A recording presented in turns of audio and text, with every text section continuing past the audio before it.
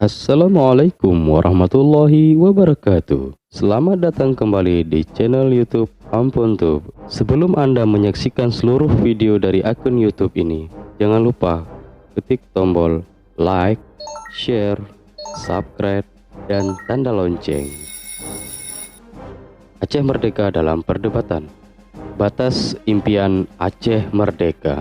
Hakikatnya, untuk tujuan apakah sebuah negara didirikan dan dibela sepanjang hayat jika ekstensinya terancam? Seluruh kitab-kitab filsafat boleh dibuka untuk menjelenterehkan jawaban atas pertanyaan tersebut. Tapi orang tahu pasti, bahkan tanpa membuka halaman pertama sebuah buku filsafat pun, negara didirikan tidak untuk menindas rakyatnya sendiri. Namun, negara adalah sumber harapan bagi kesejahteraan dan kedamaian rakyatnya. Demikianlah, common sense itu mestinya tidak dipahami secara mudah dan sederhana.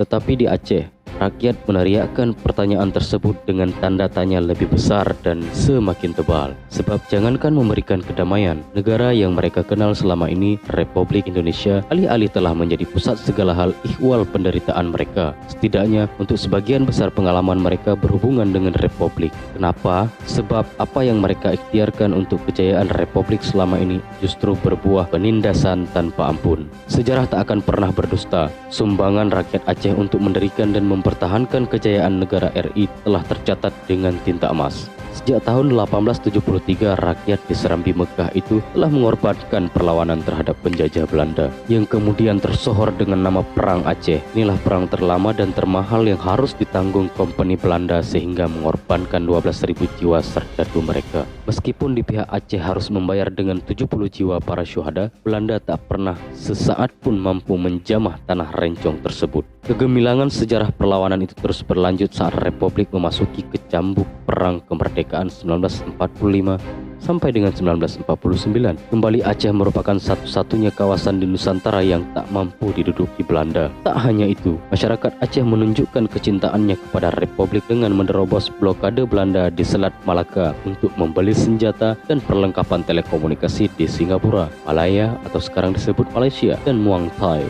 Sebuah pesawat Dakota bernama Selawah RI 001 berhasil dibeli dari uang hasil iuran masyarakat Aceh dan disumbangkan kepada pemerintah Republik Indonesia untuk meningkatkan bara perlawanan Aceh, dan kemudian sejarah mencatatnya demikian. Selanjutnya menjadi pembela Republik yang gigih. Pilar itu kembali dipertegas saat masyarakat Aceh yang dipelopori tokoh-tokoh keturunan Iskandar Muda, Hamzah Fansuri, Nuruddin Ar-Raniri, Tuku Umar, Syekh Ditiro, dan Cut Nyak menyatakan sumpah setia kepada Republik Indonesia. Begitu proklamasi RI dikumandangkan. Sebuah pilihan yang tidak saja merupakan keputusan politik, tapi seperti yang saya ungkapkan dalam sumber ini merupakan sebuah ijtihad warasatul anbiya atau pewaris para nabi. Kesetiaan tersebut sempat diuji sejarah saat Indonesia berubah bentuk menjadi negara federasi pada tahun 1949 sampai dengan 1950. Daud Breih dan para ulama menolak tawaran untuk menyempalkan Aceh menjadi negara federal dan memilih tetap bergabung dengan Negara Kesatuan Republik Indonesia. Demikianlah, Aceh telah menyerahkan segalanya untuk mewujudkan dan mempertahankan sebuah entitas kenegaraan yang disebut Republik Indonesia.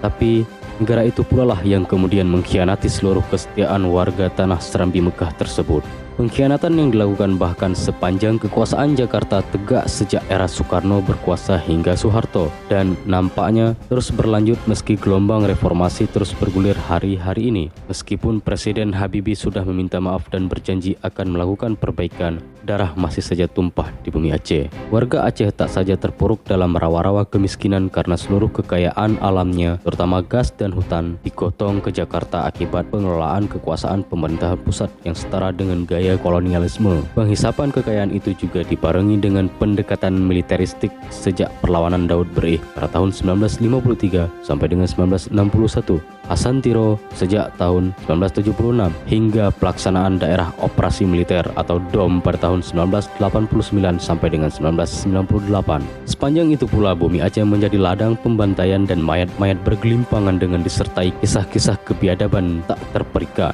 Ternyata bagi warga Aceh, sosok negara yang penumbuhnya dinisbatkan pada pemerintah pusat dan ABRI ini telah menjadi sumber penderitaan tak terbayangkan.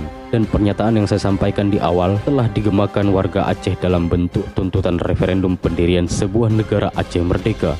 Hari-hari ini ketika pengantar ini ditulis, tuntutan itu tidak semakin surut meski Presiden Habibie sudah berkunjung ke Aceh dan menyatakan permintaan maafnya. Kini sungguh menjadi pertanyaan menarik, sebuah Aceh merdeka akankah hanya berhenti menjadi sekedar impian? Sumber buku ini pada dasarnya disusun untuk memahami kenapa tuntutan besar itu kembali muncul dalam skala yang lebih luas berdasarkan pengamatan. Tuntutan referendum nyatanya tak hanya digemakan oleh kalangan mahasiswa dan kaum terdidik lainnya, tapi juga oleh masyarakat di lapisan yang terbawah. Inilah sebuah masa ketika lapisan luas masyarakat tak takut-takut lagi meneriakkan suara hatinya setelah segala yang dialaminya selama ini. Jauh-jauh hari harus dikatakan bahwa menerbitkan kumpulan tulisan dalam buku ini tidak dimaksudkan untuk secara politis ikut mempengaruhi apa yang akan terjadi di Aceh untuk menentukan pilihan sesuai kata hatinya. Tentu saja dengan segala konsekuensi sejarah belakang hari ini.